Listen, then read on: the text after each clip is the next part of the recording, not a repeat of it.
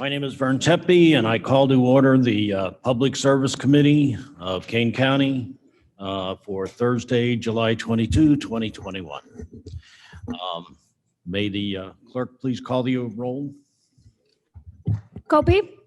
Here. Brown? Here. Leonard? Leonard here. Lewis? Shepro? Shepro here. Sturgis? Sturgis here. Burag? And Tepe. Tepe here. Thank you. Thank you. Before we start, I have some opening comments I'd like to make. It appears as though we have some interested parties here at our committee meeting. We welcome you. But some background and information as to our rules of order and the jurisdiction of this committee. As a committee, items that are acted on here are forwarded to other committees or the county board for their action and approval, and are not put into effect solely based upon what we do.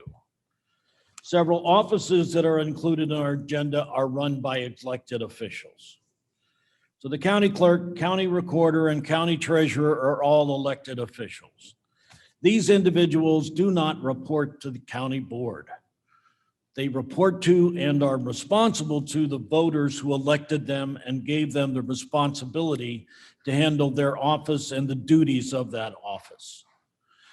These offices submit their reports through our committee, and we work in concert with them to handle and forward on any issues that may require an action by the county board.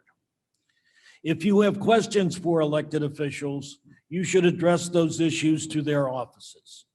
If you are not satisfied with their response, there are other venues that you can pursue. I sincerely respect the right of voters to express their opinions and the agenda that they may want to pursue. This stands whether I personally agree with your issues or not. Accordingly, we welcome those of you who want to make public comments and have signed up to speak. Please note, however, this is not a venue for public question and answer session. If you have questions to pose to the committee members or any of the elected officials, please feel free to contact us by email or phone or schedule an appointment to meet with us. All of our email addresses and other contact information are readily available on the county website. If you have signed up to speak today, please note you will be limited by the rules of order to 5 minutes for matters appearing on the agenda and 3 minutes for items not appearing on the agenda. Total public time is limited to 30 minutes for matters appearing on the agenda. If you have any documents, please provide them to the chair, me. I will review them, and if I feel they are appropriate, I will include them with our next committee agenda.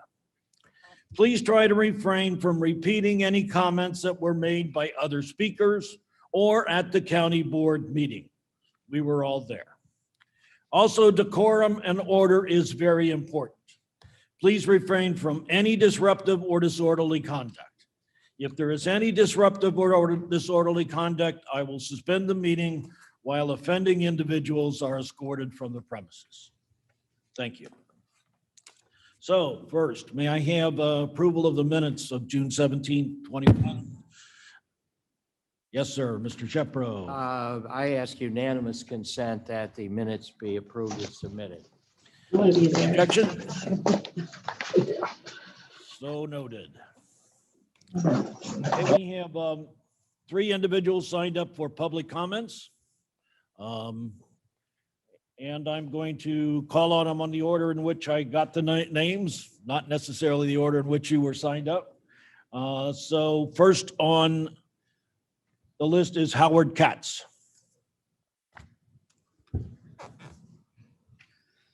Morning. Good morning. I'm here today to let people know of a recount that happened a few months ago that I took part of.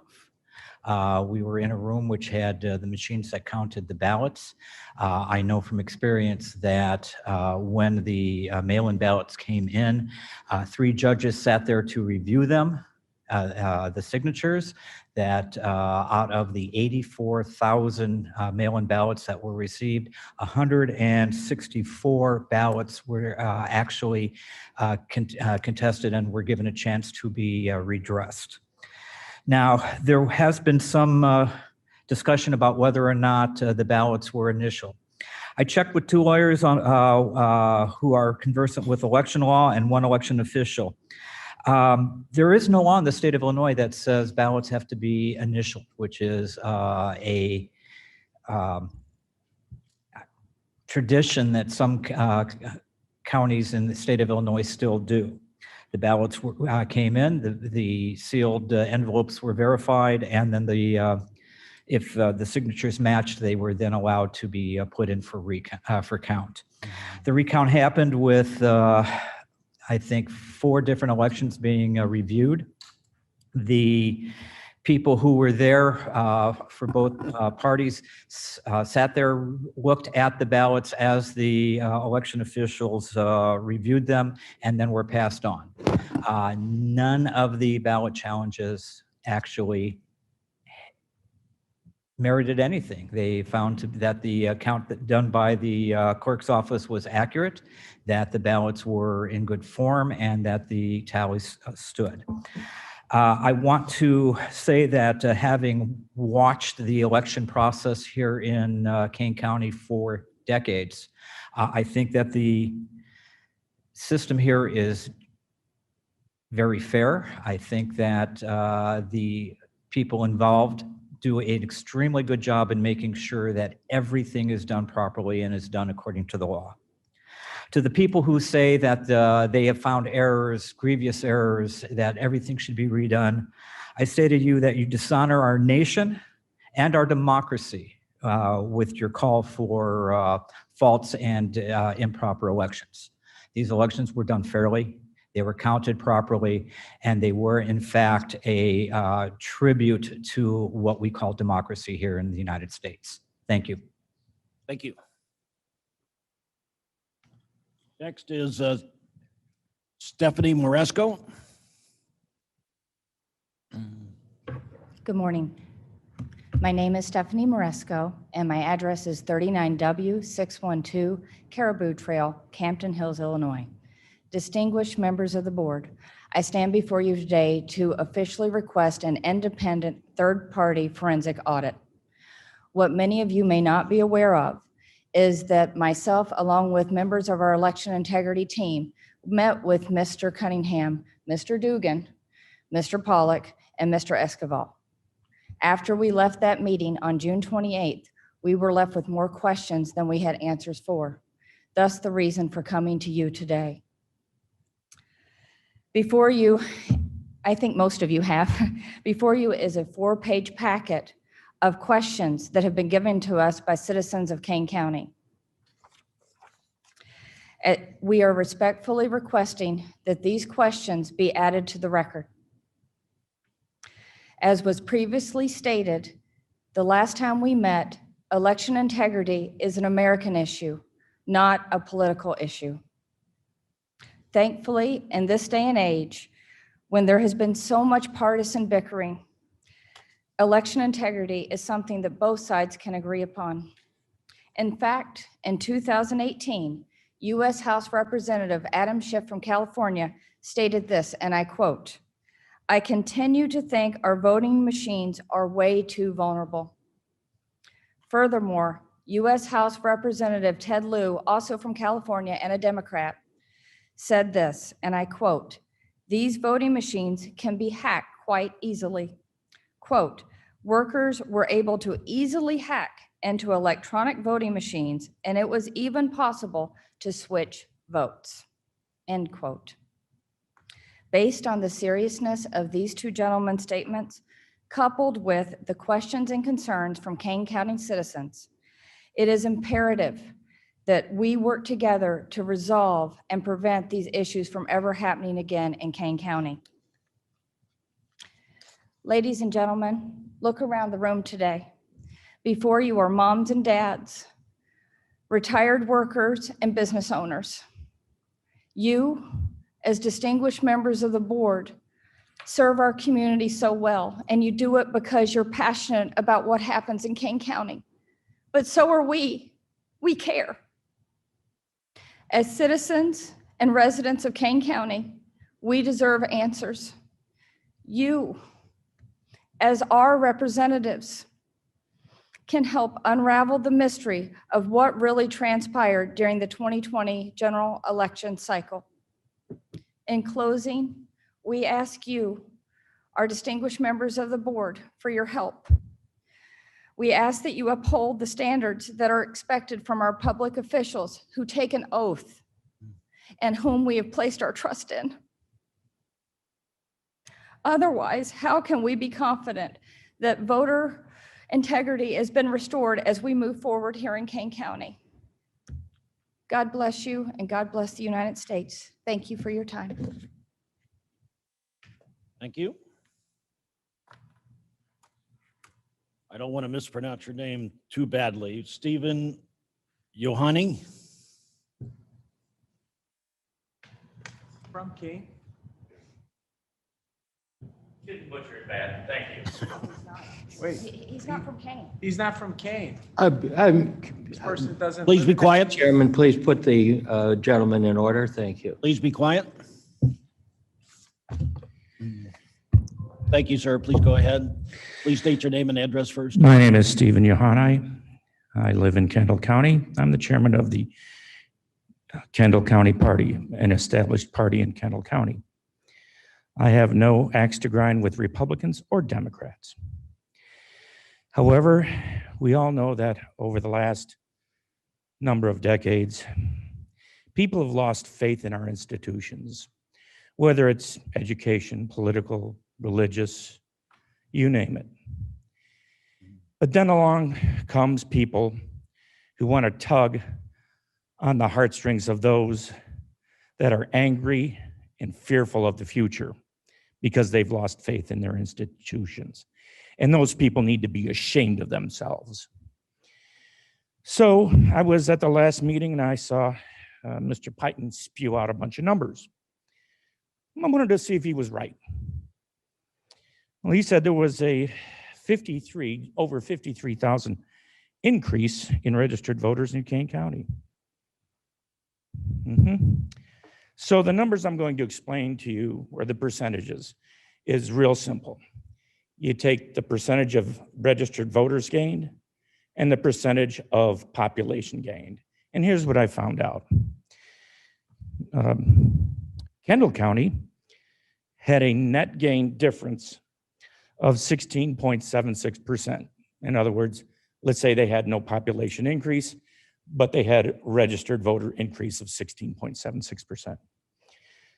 McHenry County, amazingly, had an 18.62%. Now, using Mr. Pyton's numbers, Kane County was 16.67. How come he's not in McHenry County? How come he's not in Kendall County? If Jack Cunningham is a criminal, then why not go to the other counties? Hold Yeah. on, sir. Would you please remove this gentleman from the, hold on a minute. Would you please leave? Please, this gentleman up front, I will be checking out. please remove him. Make sure he's escorted from the building. No, that gentleman.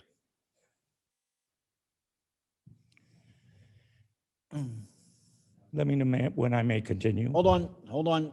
Let's remove him from the building.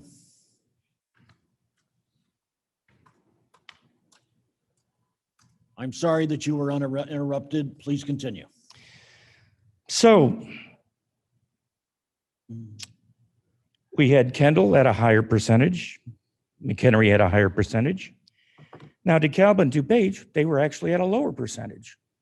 DeKalb was at 14.84 and DuPage was at 14.12. But using Mr. Pyton's Kane County number, okay?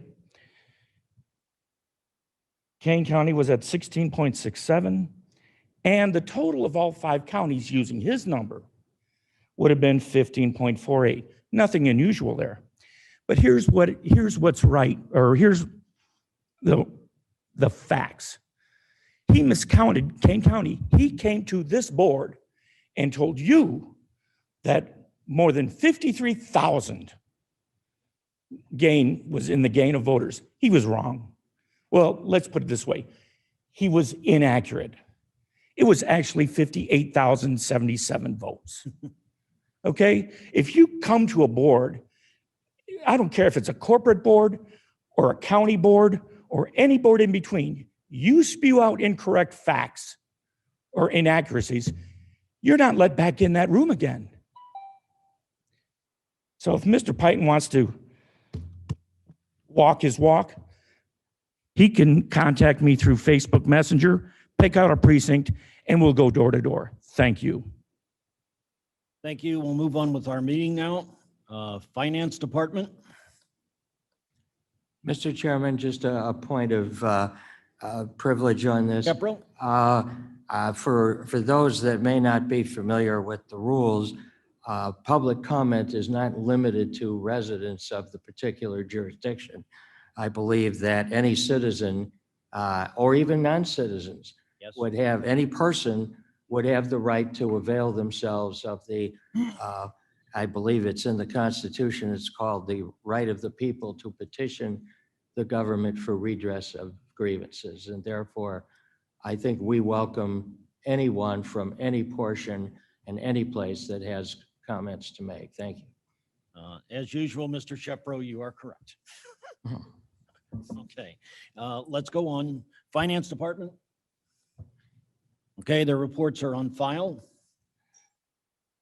County Recorder.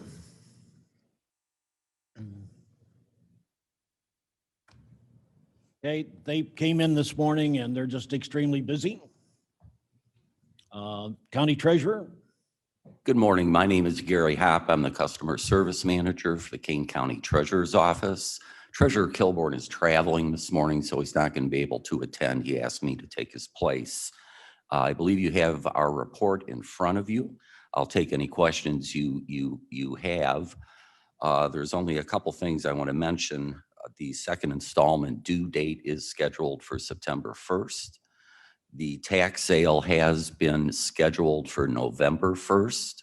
That is on time. It will be a computerized sale again this year. The only other thing I wanted to mention is that at the end of last month, we still had 5,860 unpaid first installments. Because of that, we sent out reminder postcards to properties that hadn't paid their first installments. We've done this for the past couple of years and we've had great success with that. And we did again this year. As of this morning, our percentage for collected first installments is 98.4%, which is, it has never been that high. Good. That's all I have. If you have questions, I'll entertain them. Any questions? Yes. Thank you, Mr. Chairman. Mr. Leonard. Just have one question for you. First of all, I wanted to make a statement and thank Mr. Kilborn for giving me a demand and weighted average that I had requested at the last meeting. It was a little bit more specific than I wanted. In the past, over 12 years, they had given a weighted average investment fund for Kane County. I was wondering if he could just do that for us instead, because that would compare to all the other months for the past 12 years. I believe that Carolyn Brady prepared that statement for you. I will bring that to her attention. Oh, that'd be great. Okay. Thank you very much. And thank Mr. Kilburn again for his quick response to our request. Will do. Yes, sir. Mr. Sturgis. So just so I'm clear, while we sent out the reminders, we're still ahead of the game comparatively. Yes, we are. Thank you. So we have some money. I'm just making sure I didn't hear that backwards. Supervisor's assessments. Good morning, everyone. Mark Armstrong, Kane County Supervisor of Assessments. My report begins on page 26 of your agenda packet. A couple of updates because, as usual, the report's a week old at this point. The St. Charles Township final equalization factor is 1.0190. The Geneva Township equalization factor, final one, is 1.0155. The Geneva Township assessments are going to be published in the Kane County Chronicle on July 29th. Final filing deadline will be August 30th.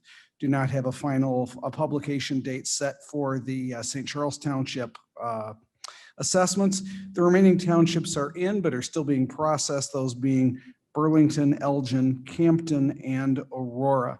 By this meeting next month, I expect to have that information. We are operating on schedule, and we're currently on track to have next year's tax bills be on time as well. Be happy to answer any questions the committee has. All right. Mr. Surgis. Just a comment for Mr. Armstrong. A very large taxpayer, commercial, industrial user contacted me on with some heavy lifting concerns, way over my head.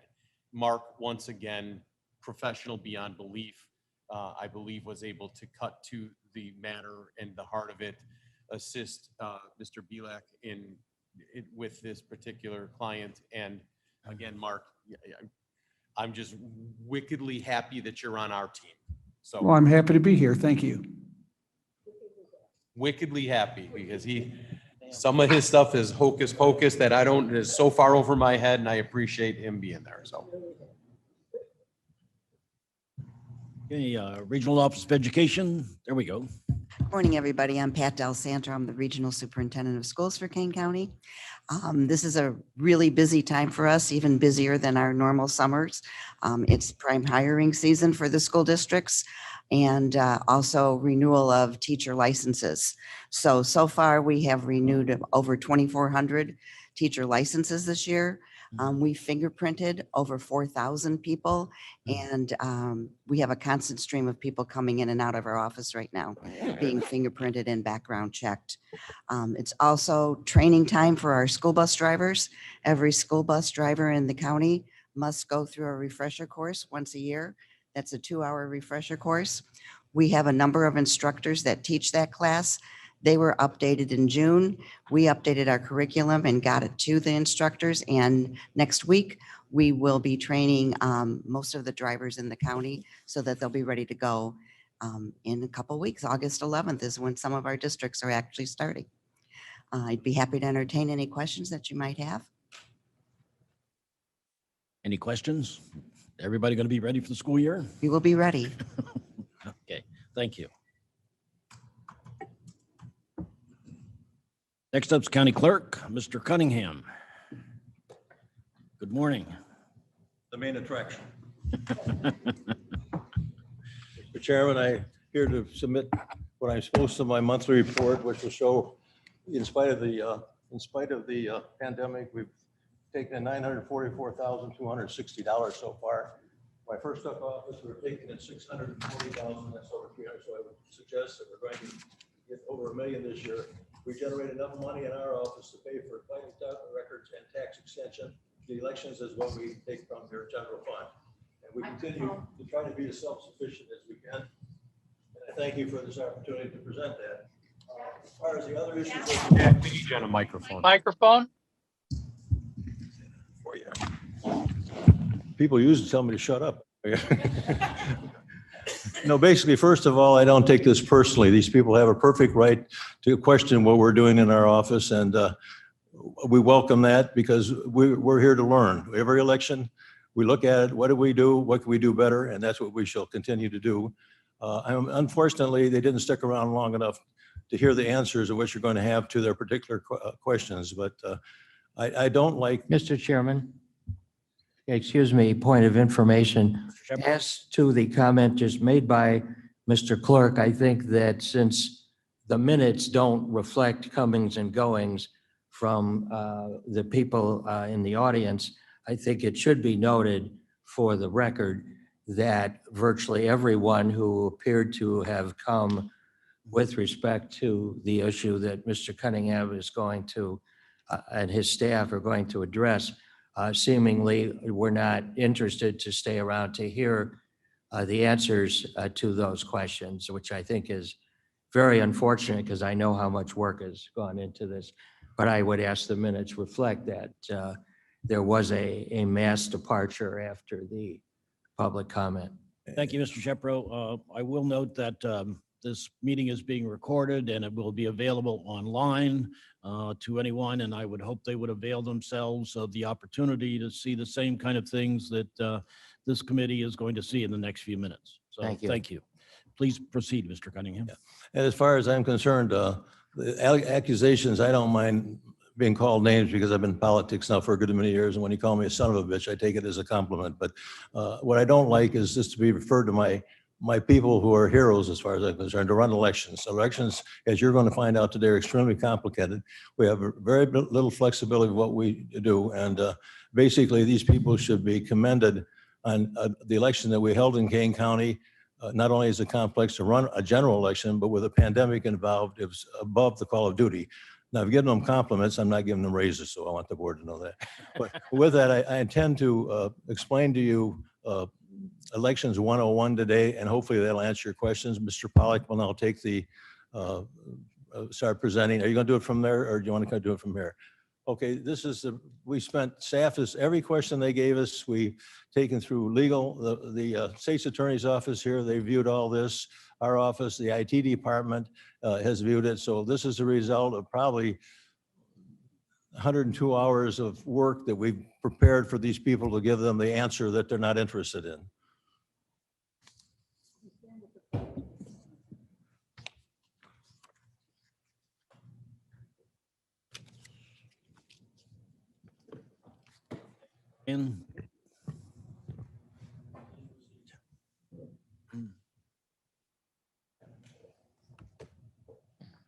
Good morning, everyone.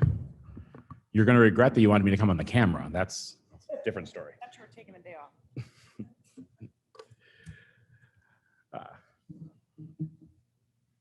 Good morning, members of the committee. Thank you, Clerk Cunningham, for the opportunity to make the presentation today. There's a lot of information here. I'll try to talk slowly, but I know we all have other things to do today. So, the Kane County Clerk's Office continues to review its processes in all areas, including the administration of elections. After each election, Clerk Cunningham looks at all the available data concerning the previous election, including reviewing the call logs from our call center, which documents the questions, problems, issues from voters and election workers, examining the post-election surveys completed by election workers. We had hundreds of our election judges complete surveys to give us feedback after the election. And having discussions with staff and members of the public. We understand that voters have questions about elections, and we do our best to respond to those questions. At last week's county board meeting, during public comments, some questions were raised by the speakers. This presentation is intended to provide some additional information to the board and this committee and address some of the questions raised at that meeting. As the clerk indicated, elections are complicated and have many moving parts. Running an election is a complicated process, which was made more complicated due to the pandemic and the statutory changes to the election code that were passed by the General Assembly specifically for the 2020 general election. As was indicated, the rules of running elections are dictated by the legislature. We're a creature of the legislature, and we have to follow those rules. Preparing for an election takes many months of work to prepare for election day. It's more than just pushing a button the day before the election. So here are just a few of the things that go into planning that begins months and months prior to an election. Recruiting and training approximately 1,500 election judges, testing and preparing voting equipment, finding the polling places, and things change, especially during a pandemic. Some places say we don't want to be a polling place anymore. Voter registration and voter education, opening dozens of early voting sites, accepting vote-by-mail applications, assembling, mailing, and processing those vote-by-mail ballots. For those of you that have come over to the office and seen the automated system, it's made a great deal of benefit for the system, but when you're processing all of those ballots, it takes time. Opening and running 25 to 30 early voting sites, opening and closing nearly 90 polling places on election day, collecting the equipment after the election, processing and tabulating the votes, discovery recounts, the post-election stuff. And I know we've mentioned before that at times we're running 2 or 3 elections at a time. When you finish the general election, you've got the consolidated elections that follow. So I think when we were here in December or January, we were talking about dealing with 3 elections at the same time. As former president of the National Association of County Recorders and Clerks, Clerk Cunningham has worked with and built a network of election officials throughout the country. Working with other election officials has helped to learn about new equipment, develop new ideas, and discuss what works and doesn't work. Earlier this year, Clerk Cunningham reached out to the Cybersecurity Infrastructure Security Agency, or CISA, which is a part of the Federal Homeland Security Agency, and has requested a consultation to review security and control procedures for elections in Kane County, another set of eyes on the process to help us find out what's going well and what other things we can do to improve. Following this consultation with CISA, a presentation will be given to the Public Service Committee. And we'll go into addressing some of the issues that were raised at last week's board meeting. There were questions raised at last week's board meeting regarding three sets of, quote, differences that they found in certain vote reports on the county website. One such question was asked why the numbers in the cumulative report and the election data analysis report. Some of these things are in that 4-page report that they referred to earlier. So the cumulative report and the election data analysis report are two of our post-election reports that are on our website. And the issue was raised that the numbers didn't match. It was noted there's a 28 vote difference between the two reports. However, there actually is no difference. The reports don't compare the same thing. It's an apples to oranges comparison. The number cited in the election data analysis report counts the number of ballots cast, while the number cited in the cumulative report counts the number of voters. The number of voters doesn't necessarily equal the number of ballots cast. I'll give an explanation. So if you're a registered voter and you go through the process, you sign in, your signature matches and is verified by the election judges, you get your access code, you go to the e-slate, you go through, you pick all your candidates, but you leave before you see the flag waving. We always said, make sure you see the flag waving so you know your ballot's cast. Well, people leave before that's done and they don't hit that last cast ballot button, you actually haven't voted for the candidates because you didn't vote. State law prohibits an election judge from voting for a voter. So if that voter does not wait till the end, cast the ballot, and leaves before the ballot's cast, that's where the situation happens. So in that scenario, the voter would be counted in the total number of voters in one report, but not a ballot cast because the voter didn't actually cast the ballot. So lesson here, make sure you see the flag. And it's amazing that only 28 voters out of 200-some thousand did that. So another question about differences was the 1,302 vote, quote, difference between the number of votes received by all candidates in a specific race versus the number of vote by ballots cast in that race. The reference was to the US Senate race because that had the highest number of votes cast. However, a voter can choose to vote for one candidate or none of the candidates. We call that an undervote. And so in this particular US Senate race, of the ballots, vote by mail ballots cast, 1,302 chose not to vote for any of the US Senate candidates. That's normal. Another question asked about numbers not matching involved the difference between the number of vote by mail ballot applications received by our office and the number of vote by mail ballots that were returned. 91,409 Kane County registered voters applied for a vote by mail ballot and 85,034 returned a vote by mail ballot, leaving a, quote, difference of 6,375. This is not unusual. Vote by mail ballots have been the law in Illinois for decades, although the name was changed from absentee to vote by mail in the election code. The process has always been the same. The difference, this 6,375 difference, is consistent with prior elections when approximately 10% of voters who request a ballot don't return it. This is a chart from our website. It's a little big. I want you to see the historical that we go back to 1968. I'll zoom in a second on the most recent elections, but we've had absentee or vote by mail voting. These numbers are collected back to 1968. Feel free to go to our website. If you go to the election results page, either on the right side or the bottom side, depending on how you're looking at it, you'll see all kinds of data. You can see data on early voting, vote by mail, total turnout. It's all transparent and it's all there for you to check out. So I'll zoom in here on the last 5 elections. You have the primaries on the left, the generals on the right, and you see the number of ballots that were, applications that were made versus the number returned. You don't see any matching numbers because not everyone returns the ballot. They may have decided they wanted to vote by mail and then didn't vote, or for whatever reason. But those numbers historically don't match, and there's a reason for that because not everyone returns those ballots. But there's no great difference in this election versus any other election. Brian, I have a question on this. I'm sorry, if you can hold the questions till the end, or also if there are any questions that, want to be submitted later on, that would be fine too. Thanks. Thank you. At last week's board meeting, an assertion was made that the election day vote total shown on the November 3rd, 2020 election tapes in the report from the polling place at New Covenant Baptist Church in St. Charles do not match the votes reported for those precincts on the canvas.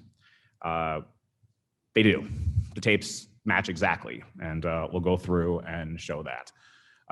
There was a chart that was presented saying that the numbers didn't match, and we'll go through and show that. So at New Covenant Baptist Church, which was examined, there are 4 precincts that vote at that location: Camden Township 10, St. Charles Precincts 8, 12, and 26.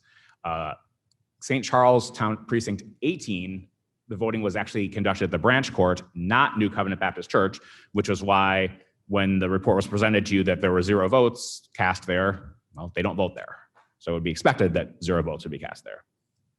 And you can see, taken from our website, the listing of the polling places that Township 18, St. Charles 18 votes at the branch court, not at New Covenant Baptist Church. So the totals for each of the 4 precincts will be presented below. You'll see 4 totals for Camden 10, 2 from each tape, because Camden 10 has 2 different ballot styles. The other 3 precincts have 1 ballot style, so we'll see 2 sets of numbers. A copy of the voting tapes and the analysis and memo that generated this was presented or will be presented to the individual who asked the questions, so that that individual can see the data again and see where this came from. So in Camden 10, you have the 4 different numbers. Remember, we mentioned this precinct has 2 different ballot styles. So you have 4 sets of numbers instead of 2. Those numbers, 66, 16, 60, and 18, add up to 160, which is the number that's in the final canvas for votes on election day. St. Charles 8, numbers match up. St. Charles 12, the numbers match up. And same with St. Charles 26.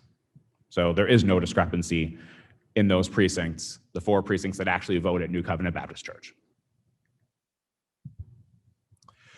A question was raised about procedural changes made on election day that differed from what was taught in training or was taught in the manual.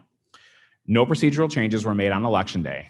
As has been the case in prior years, election judges received training prior to working on election day, and the training is intended to provide judges with adequate information to handle any challenges they might encounter on election day. Certainly, things come up.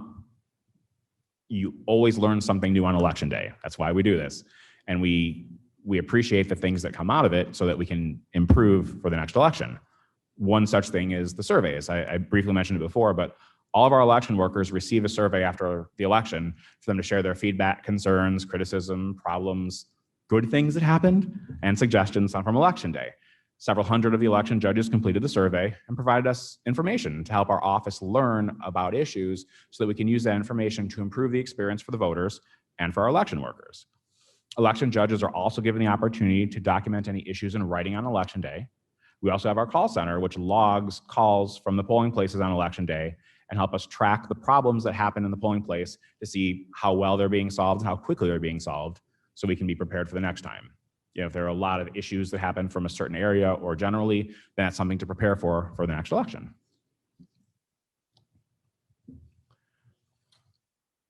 A question was asked about the number of provisional ballots for the 2020 general election. So provisional ballots can be used when a voter presents in person to vote, whether on election day or also in early voting, but the voter's name or correct address doesn't appear in the voter registration database. State statute 10 ILCS 5/5-50 requires that election authorities in counties with a population over 500,000 establish grace period and same-day registration. So we call same day when you vote on election day, when you register and vote on election day, but it's all part of this grace period where after the close of traditional voter registration, 30 days before the election, we're still required to have procedures for people to register and vote at the same time. So it's not just those that are registering, it's also for those who wish to change their name or address or have recently moved into the county. So I want to be clear that the same statutory requirements for voter registration, if you register a year before the election or during grace period registration, are the same. You still have to have the 2 forms of ID, et cetera, all of those things. Nothing changes during that time. Because the Kane County Clerk's Office follows state statute and provides for same-day and grace registration, voters have the opportunity to register and vote through grace period registration, even on election day, as long as they're casting their ballot when they register to vote. And they've chosen to do this rather than casting a provisional ballot. Since same-day registration was instituted, Kane County voters have overwhelmingly chosen to provide the required 2 forms of ID at the polling place, register, vote, and cast a ballot through same-day registration, rather than the more time-consuming method of choosing to cast a provisional ballot, then come back to the clerk's office at a later date and bring those same 2 forms of ID that they probably had on them, and then authenticate the provisional ballot, and then have the vote count. Do it in 1 step rather than 2 steps, and that's what the voters have chosen. The process is more convenient for the voter, more efficient and cost-effective for the election authority and taxpayers. Because Kane County voters chose to cast an actual ballot through same-day registration on election day, Kane County voters did not cast any provisional ballots in November, and the Kane County Clerk's Office had no provisional ballots to count. A question was asked as to why there are hundreds of voters listed as being 121 years old who voted in the 2020 general election. Well, first, there are no Kane County registered voters who are 121 years old. Some days I feel like I am, but we don't have any.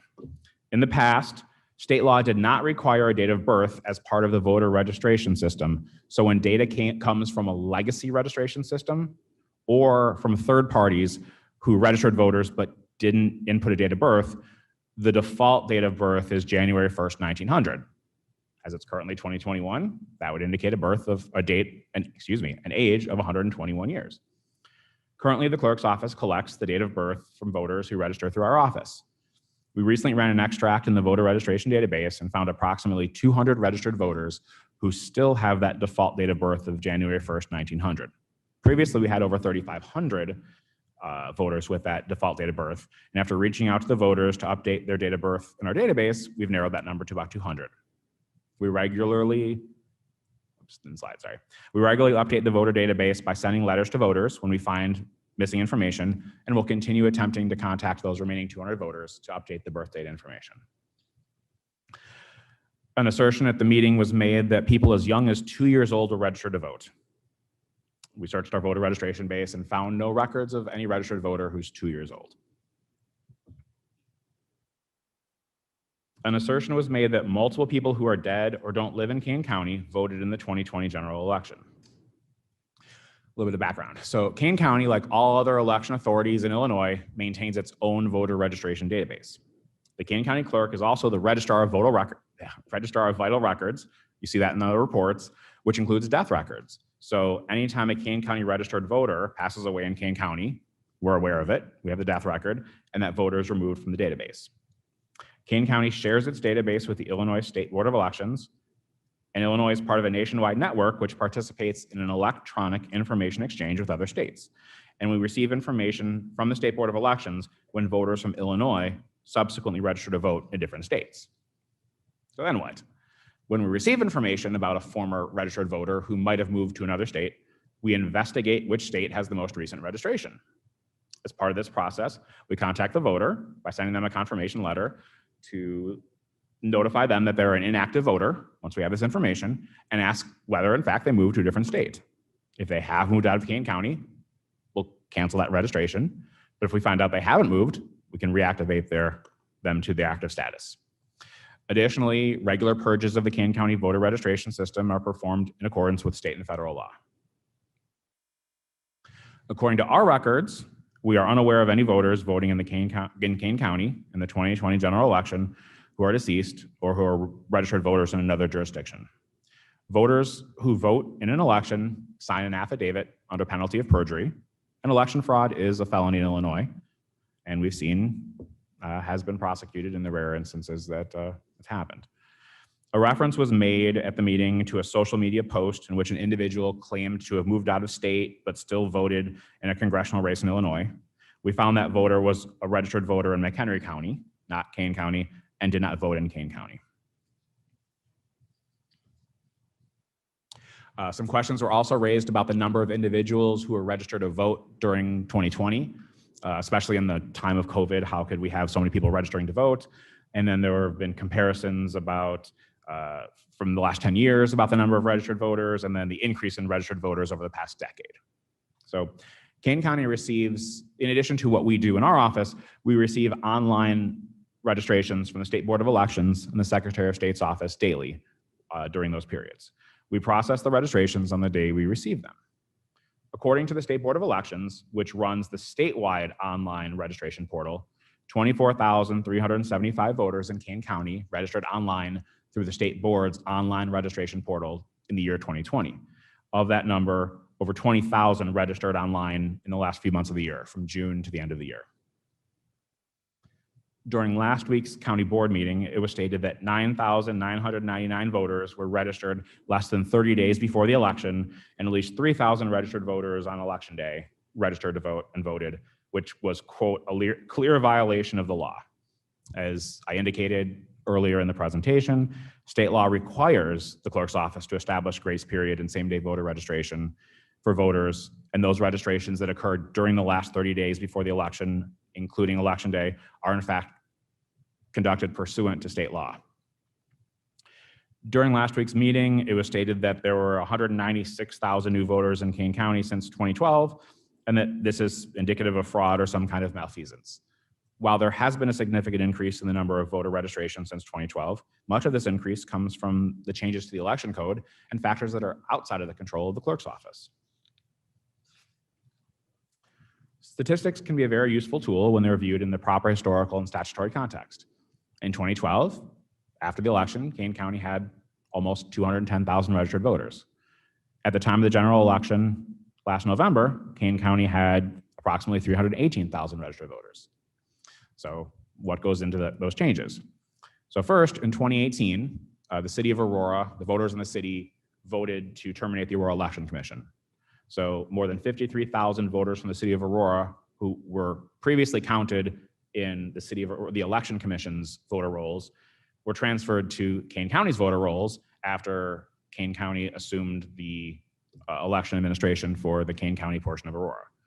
These 53,000, quote, new voters to Kane County makes up a significant portion of the increase to the number of registered voters since 2012. Additionally, the General Assembly approved online voter registration through the State Board of Elections online portal in 2014. We discussed some of the numbers from 2020, but we'll go through the numbers for the last decade as well. In 2017, the legislature also approved automatic voter registration, or AVR, which registers voters automatically when they applied for a driver's license or changed their address at Secretary of State's facility or some other state agencies. These two legislative changes facilitated a major increase in voter registrations sent to the clerk's office. According to the State Board of Elections, since 2012, 153,636 Kane County voters registered or changed their address through the online voter registration portal. Again, these registrations are done by the State Board of Elections. Voters go online, verify all their information to the State Board, and then the State Board of Elections sends that data to the clerk's office. In addition, 170,804 voters in Kane County registered or changed their addresses through the Secretary of State's office, and those registrations were sent electronically to the county clerk's office. This represents nearly 325,000 voter registrations, again, which can be new voter registrations, but can also be the updating of information. So if you move, you get married, you divorced, you change your name, you change your address, those things are also included in these numbers. So approximately 325,000 voter registrations just came from the online portal through the State Board of Elections and the Secretary of State's office since 2012. Locally, the Kane County Clerk's Office provides voter registration services in the office for residents who wish to register or update their information. Our office also trains deputy registrars, including partisan precinct committee persons and nonpartisan individuals from community organizations. The clerk's office also engages the public through our voter outreach program. Those of you that come up Randall Road may see the big moose heart sign. That's one of our partners in the voter outreach program. We have local businesses, organizations, governments with electronic signs who post messages like register to vote or election day is coming up. We engage the public that way, and we thank our partners in this process, and that's also helped to raise voter registration data as well, numbers as well. We heard some questions about the placing of initials on vote by mail ballots at the meeting. Those seem to parallel the assertions made by one of the campaigns back in November that certain mail-in ballots were invalid because they did not have initials by election judges. The Illinois Election Code does not require that judges initial vote by mail ballots. The candidate referred to a statutory section that addresses electronic voting systems which use ballot cards and ballot card envelopes that are deposited. And basically, they cited the wrong section. It doesn't apply to Kane County's voting machines, and it doesn't apply to vote by mail ballots at all. Vote by mail ballots are actually addressed in a separate section of the election code, and there was a supplement in the 2020 statute. We addressed this committee and the board previously that the General Assembly passed a law last year that applied only to the 2020 general election, and it had specific requirements about vote by mail as well. But at no point in that legislation was there any requirement that judges initial the vote by mail ballots themselves. The Clerk's Office made a presentation to the Public Service Committee on October 22nd of last year. Some of you were members of the committee or reviewed it. There are new members here, so we've already been going for a long time, so rather than going through the presentation again, I encourage you to go to the YouTube channel, and if you haven't seen it, I think it was a 10 or 12-step process, not 12 steps, 10-step process that went through every stage of the vote by mail process, from the application to tabulation. We had some video demonstrations of our, at that time, newly acquired automation equipment. And if you haven't seen it, please come over and see it. And we had some newspaper and TV and media reports about how well prepared we were and how we were ready to handle the increase in vote by mail ballots. So I've got links here for the link to the video for the meeting on October 22nd, as well as when NBC 5 and CBS 2 came out to see our equipment and did a presentation on it on the news. So just briefly, these are complex issues, and this is just a small portion. You know, as the clerk said, you know, this is Elections 101. This is a small portion of Elections 101, and we're doing this every month, but no one wants to hear that. So we have complex issues, and these questions require complex answers. The clerk's office will continue to strive to be the most transparent election authority in Illinois and throughout the country. The best way to address complex questions such as these is to reach out directly to the clerk's office, make an appointment, and come into the office. Clerk Cunningham and his staff will be happy to work with you to answer questions and address your concerns. Very often, many of these questions could be answered in a much easier and more direct method by coming over, accessing the information, like the poll tapes, and having that conversation rather than going through other means. So if you have questions, please direct them to the clerk's office, to Jack directly. Phone number and email are up on the website, or up on this video here. So hope we answered and addressed some of those issues. Thank you. Okay.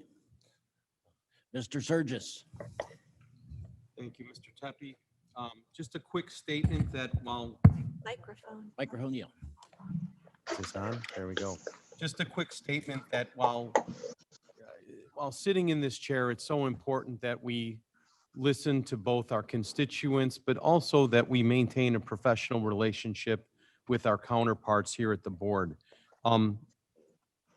When this group reached out to me, I was very simple in asking them to place their questions, make their comments a question, and place them in writing that could be answered. I have always found Jack friendly, and he has always taken my call. He's never left me dangling. I've met with him previously when the spouse of a deceased constituent called. Jack graciously brought me into his office, and we worked together to try and find out what was happening there. I voiced my concerns about the mail-in ballots and will continue to do so. And when I emailed Jack this week suggesting that he be at this meeting, Jack is at this meeting. So I just want to be as fair as I can to both sides. And Brian, if I can, my question remains on the mail-in votings. And I want to make sure that I understand this so I can explain it. It seems that several groups are doing mail-in votes. Let me rephrase that. Are sending out mail-in applications, not just the clerk's office. And some of those are legit clerk office ones. Some of them aren't. Look how old Jax looks. But I'm not sure Years that old. matters. Years I think old. once you get a mail-in ballot, regardless of where it comes, that could be sent in. And I'm not sure that everybody understands that, but that's the way it was explained to me, whether I like it or not. The other question that I have on that, or the other problem I have on it, is a deadline's a deadline. And I understand that the mail-in ballots have 14 days to come in after the election. However, there's no postmark on them. So it doesn't seem to matter whether it was postmarked, if the election was on a Tuesday, those can be sent in as late as, Saturday to get mailed in. And I know that everybody looks at this stuff and says, well, golly, there's got to be a better way to do that to make sure that those ballots are sent or postmarked by a deadline. And I don't have an answer to that, and I don't have a solution for it, but I do want to be specific as I can about the problem. And to everybody listening, this is what I was told. This is the response I received. And to be as fair as I can, Jack has always been responsive to me and was asked to come. And I appreciate you putting this, listening, hearing, seeing this in writing, giving a response in writing means a great deal. And I'm sure there will be more questions. And I appreciate your willingness to work on these and try and be transparent on it. Thank you. Actually, basically, I have to repeat because Microphone, Jack. basically I have to repeat because some people left. But as I said before, I don't take this personally. I personally like questions because it can bring up things I don't think of. When that happens, I thoroughly investigate them and come up with a proper answer, or if necessary, make a proper arrangements to make sure we don't do something that isn't positive for the elections. I take my job very seriously, and I take these questions very seriously. And basically, I was a little disappointed when these people walked out because I spent over 102 hours getting their answers to their questions. And I basically am glad they came back to hear it, but they did miss the first part of the presentation, which did answer some of their questions. Now, as at the end of the meeting, at the end of the presentation, it says, we're welcome. We want you to send emails, continue giving us questions. We've given you some other areas of references. We would like you to do that. I still will be responsible to these people to answer their questions, even though I think they walked out quite rudely without giving a chance to answer the questions. But that's not the issue here. The issue here is I'm explaining to you what we do in elections, and I've met with the state's attorney's office. Our office has followed every blueprint that we're allowed by statute. We can only do what we're told we can do by the government. I can't throw out ballots of people who I don't like to vote for me or something like that. So I don't have much discretion at it. They're asking me to do authority to do things that I do not have the authority to do. I will do everything within my authority. The only thing I can say that I stand by the results of the election after looking what the questions that they had. We've gone through 3 recounts of the election.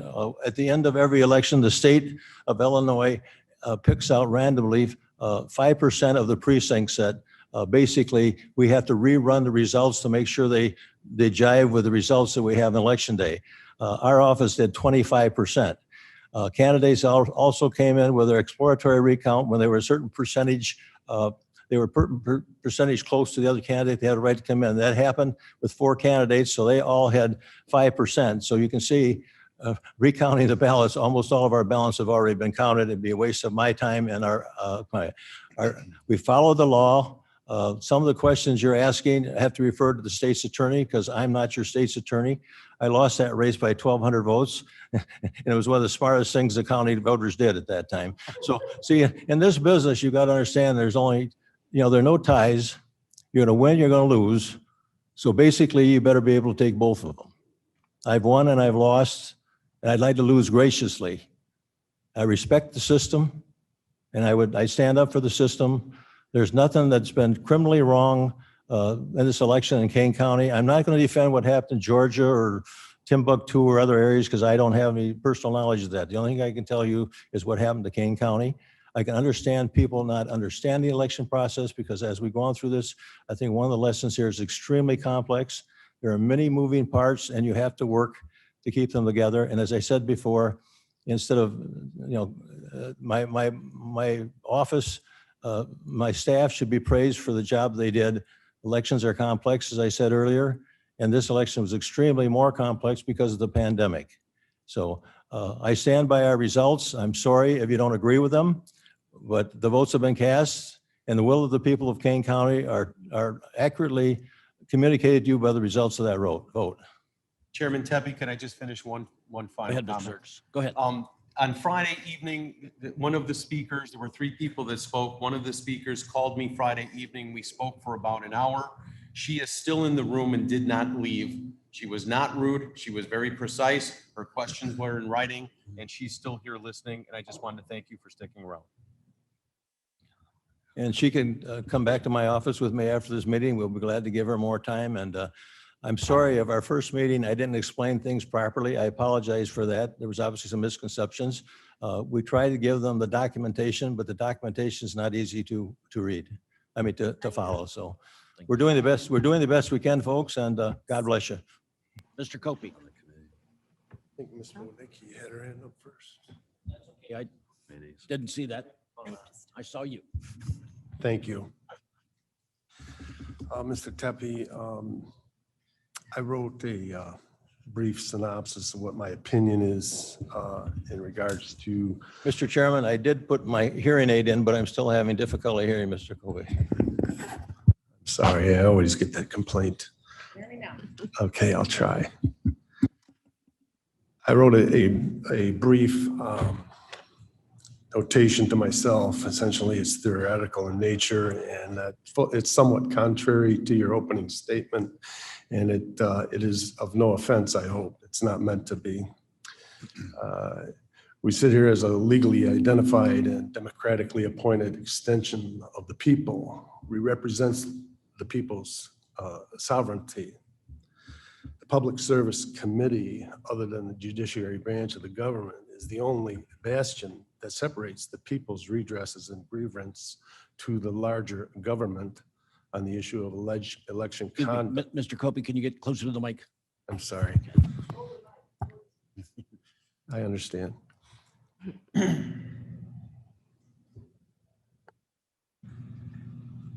The Public Service Committee, other than the judiciary branches of the government, is the only bastion that separates the people's redresses and grievances to the larger government on the issue of election conduct and process. The Public Service Committee function is synonymous in large part with all public service committees throughout the entire United States and America. Election integrity and transparency is possibly the highest priority and action of this committee. And election oversight, and as I say, these are notes, so I may get a little mixed up here. It can be argued that this purview is mandated by the state and federal law. The Kane County Clerk has expressed to me and to others that they have conducted elections according to the law. But be that as it may, but it does not provide reasonable access to the clerk's office, in my opinion, for the purpose of examination. Due to the fact that the clerk is elected, there exists a vast perception that the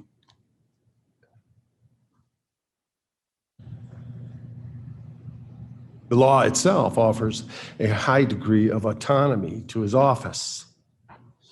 Notes, records, videos, surveillance, timestamps, envelope stuffing, mail acceptance, voter purge, out-of-district mail ballots, third-party handling, election equipment, calibration, the election judge's logs, even the chain of custody is assumed to be a partisan function is secured within the clerk's autonomy.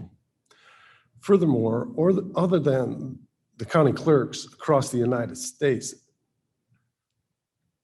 when they certify an election, those results are considered inculpable and are protected and bound by law. Therein lies the dilemma. The clerk is not going to open himself or his staff or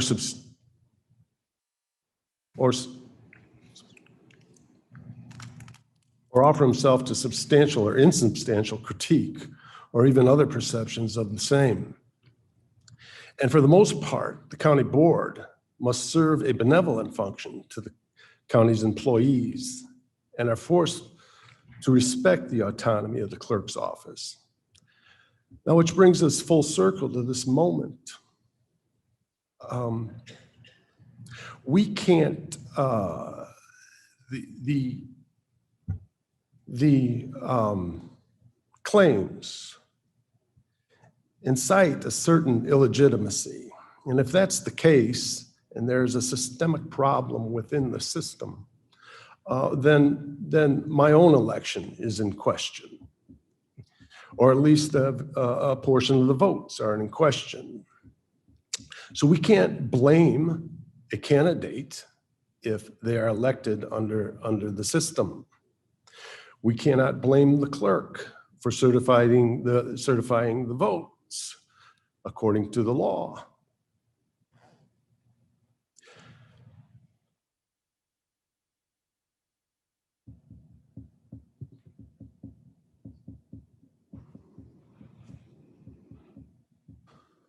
I'd like to finish this. I'll try to round it up. But essentially, Mr. Chairman, my view of what is our democratic expectation and our democratic purview about the law, it's not unreasonable to ask that we use this committee for this purpose. Now, the votes that are in complaint are systemically argued that they are post-tally problems. And I don't know how it works explicitly. And there are very few people that do. We have to depend on the clerk. We have to depend on the staff. But if the people come with their redress and their grievance, it is absolutely critical that we listen to them and answer those questions specifically, because without the perception that our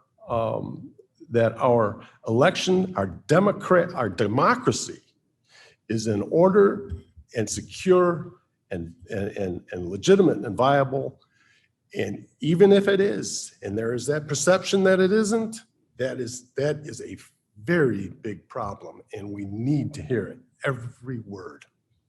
Thank you. And I do have a couple comments on some comments. Thank you. Louis needs to Yes. speak. We have I'm sorry, Ms. Wodnicki. Thank you, Mr. Chairman. With very much respect for you, I think removing one of the speakers has kind of stunned the other speakers that were here to voice their opinions or to support some of the speakers that were here. I think many of them are new to the county process and they're just trying to be heard. I do have very much respect for you and of course respect for the residents of our county. There is one more speaker that would like to speak. I don't know if you would open that up. It's up to you. It's your decision, your meeting.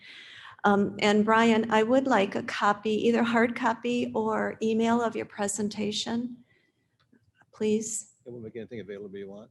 Okay, And yeah. actually, the board has authority to go to the state's, the board has the authority to go to the state's attorney's office for any legal questions you have. These people do not. So basically, they are here. They cannot answer every citizen's request to be involved in divorces and everything else. So they are the attorney for the board, so you have a right for an opinion.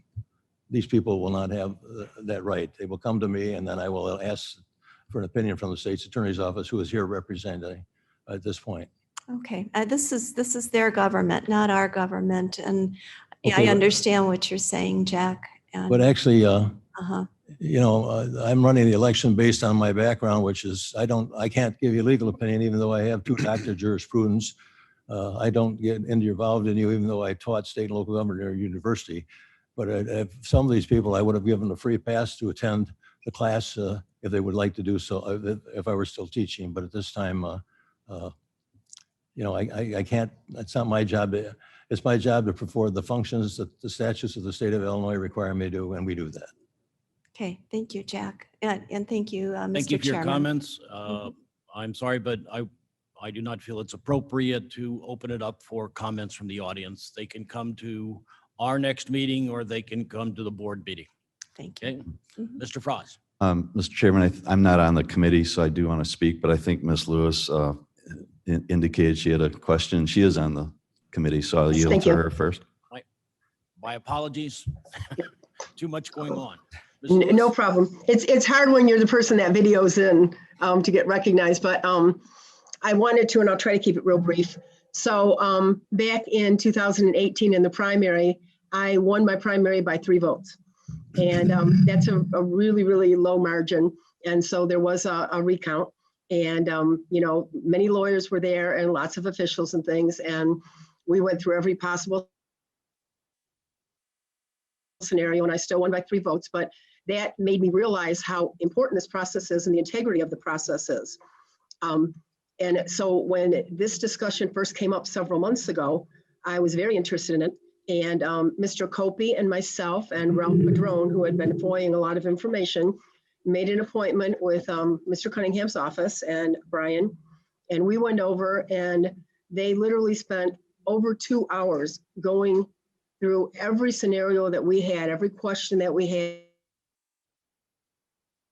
had, every irregularity that Mr. Padron thought he found. And at that time, Mr. Copey, myself, and Mr. Padron all left there feeling satisfied with the answers and feeling like Mr. Cunningham's office was being run very well. So I just want to go on record as saying that I fully support the election process in our county and the amazing job that these people are doing. So that's all. Thank you very much. Thank you. Now, Mr. Frost. Thank you, Mr. Chairman. I just want to say thank you to Mr. Cunningham and Mr. Pollack for some clear and concise answers to the questions that were brought up at the county board meeting. I love concise questions and concise answers. That said, the speakers have provided a lengthier list of questions.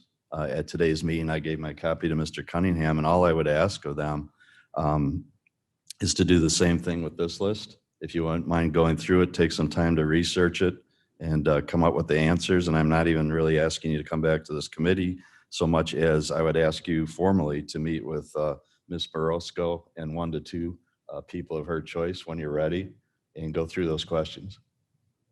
I think the best way for the board to put this issue to bed is to make sure that every one of these questions is asked and answered. That's simple as that. No argument from the chair. Thank you. Mr. Chairman, Mr. Cunningham. Okay. Am I free? Mr. Chairman. Mr. Shepro. I just have a couple of comments. First, I, for one, would have no objection to hear from a speaker who somehow felt that they weren't given an opportunity. I think we could do that, but we could come back to that. I, too, want to thank Mr. Cunningham and his staff for the work that they did on all this. And I also want to note that there were other people who were here at the beginning who stepped out and then have returned to hear the presentation. So I think that it's true that not everybody left the room. I did want to just focus in on one point. The individual who was asked to leave has been at many meetings like this, and this is not the first time he has disrupted that meeting. At the very first meeting that he came to that I was involved in, he decided that he was entitled to sit among the members of the executive committee and participate in the meeting as if he were a member of that committee, which he was not. I later found out that although I actually let him talk for about 20 minutes, he later was resentful that I had asked him to cease and desist. I just want to focus in on one item because he made a presentation to the county board, and the whole premise of his discussion was his discovery that there were, as he said, over 100,000 vote increase from the 2010 election to the 2020 election, and he cited the number. And the number that he cited for 2010 was 129,000 voter turnout in Kane County.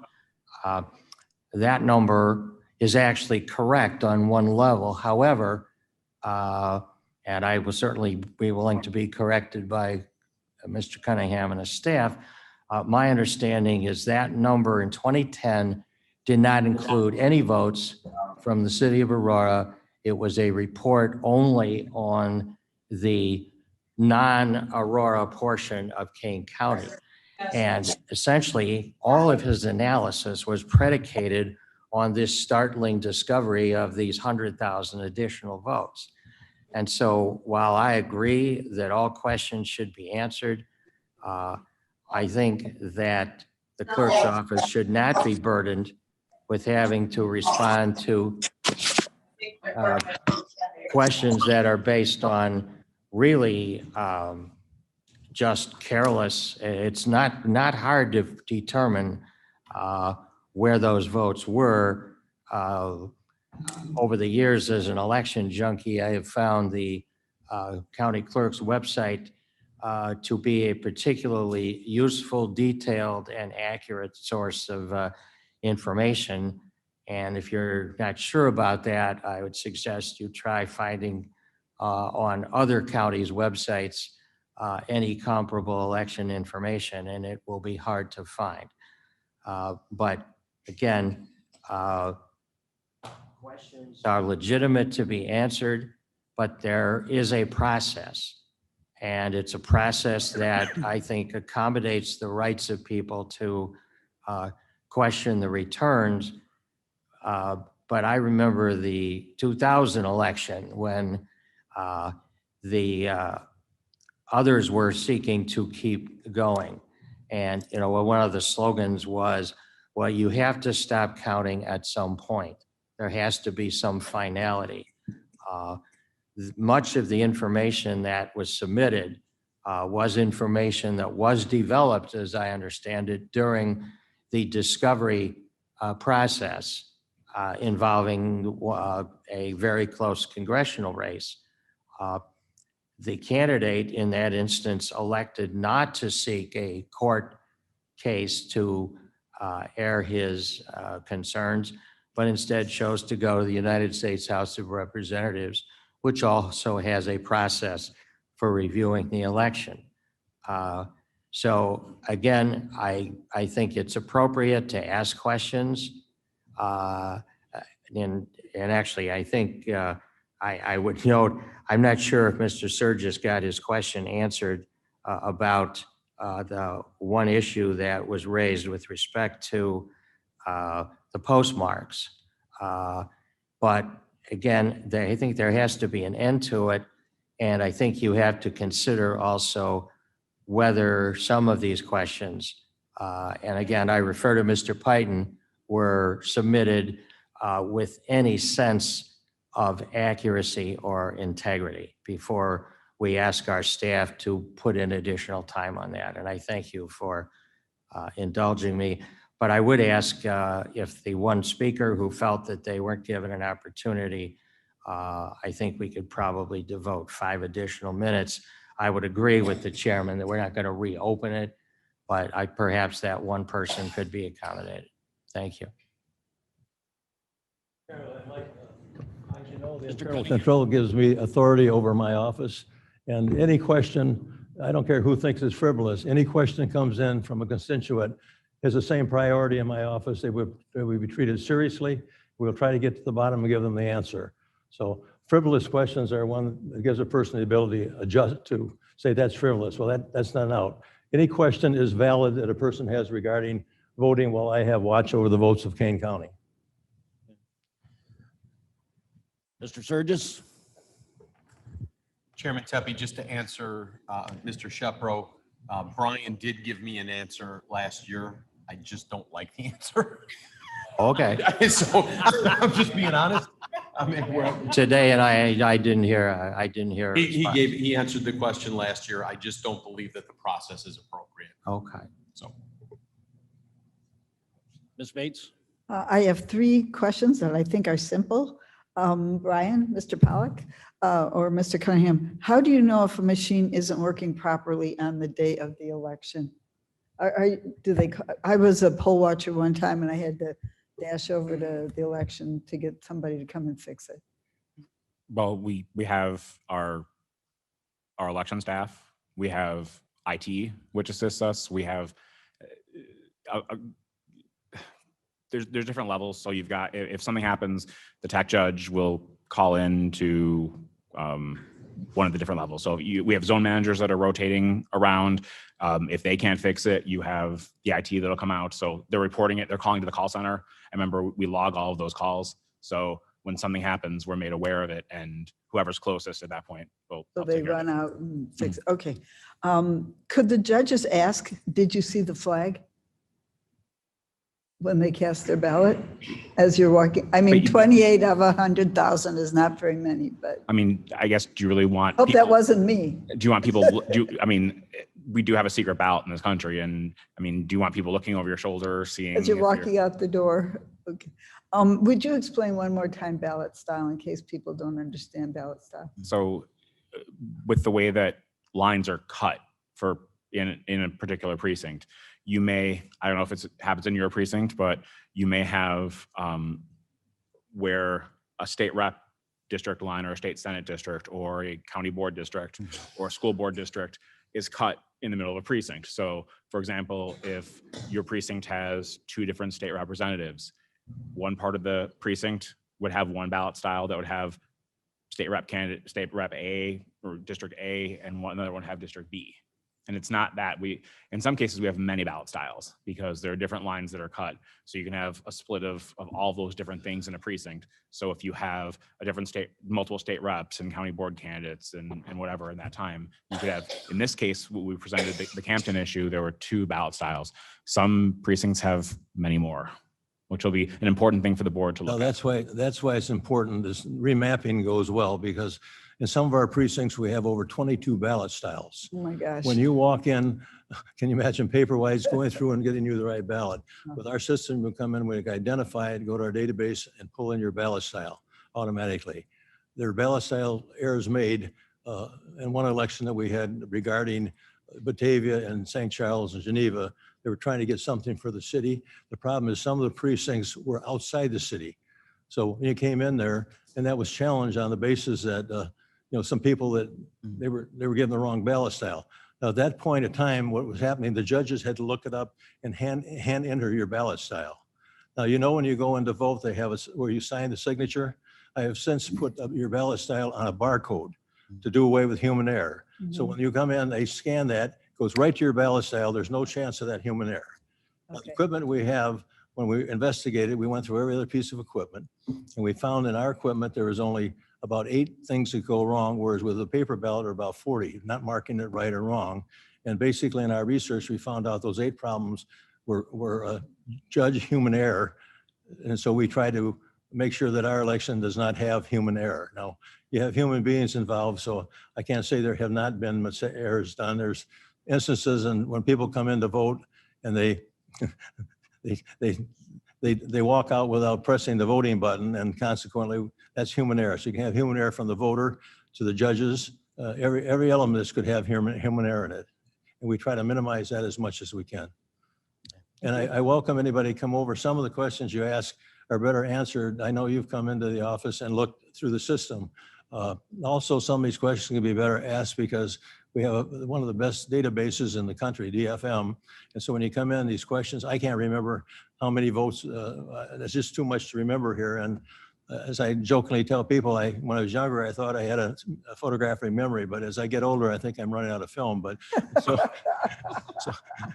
so I can't remember everything. Nobody so, uses film anymore. That's why, I'm going to shut up now. I hope we've answered your questions. And Thank you, Mr. Cunningham.